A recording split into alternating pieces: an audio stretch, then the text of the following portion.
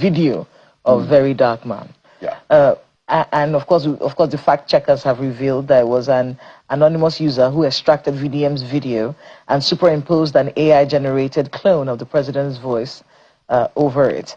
And then the contents, the cloned audio maliciously claimed that the administration intentionally allowed regional insecurity to persist to secure political leverage for 2027. I think one of the strangest things about this story was the fact that the presidential spokesperson responded to this before the verification as to whether this was a real situation or not. And that response from Mr. Bayo Onanuga is on screen right now. He's saying that VDM needed to be to face the weight of the law, you know, after being a conveyor and disseminating what he called false news and things like that.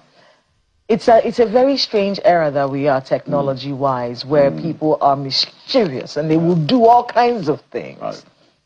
You've been a presidential spokesperson. Luckily, you didn't have to deal with a lot of things like this. Although there were some during the NSAS period that you had to handle. How should the presidential spokesman have handled this situation before coming out to make that statement? Because it does feel like there's egg on his face right now. People are saying you couldn't wait. That this was fake. This was fake. Why couldn't you wait? And then there's also the fact that, look, how does the presidency handle these kinds of videos? Because there will be a lot of them in the run up to 2027. Well, you know, I think that, you know, to look at it from both sides, I understand the need to debunk it. You know, to say that the president did not say these things, you know, come on. But yes, you're right that maybe the villa should have been able to authenticate the video itself and say that, look, we even know that this is fake. So I guess that is where they dropped the ball, you know. But to say that this is irresponsible, the president did not say this. I think, you know, that is the right thing to do. Okay. But the problem is that now you are calling out this guy who was also the victim of AI manipulation. Yeah. And that, you know, it would be ideal to cross all the T's and dot all the I's before a presidential statement is released on something like this. Yeah. But it also, you know, the second part of my question, which was, you know, getting ready for how much of this we're going to see.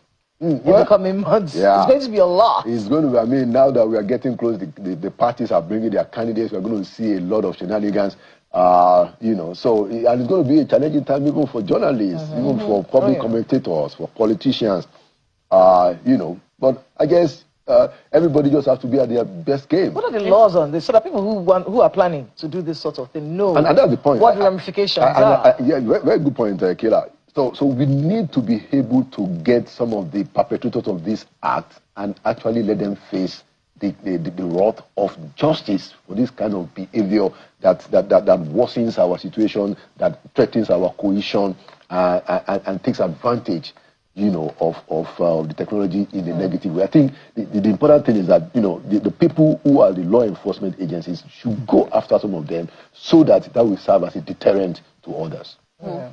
It's interesting because I was just telling Kayla, I said, look, as journalists, if you were to take a look at that video, on the face of it, you could see that the video itself, the video of VDM, was not AI.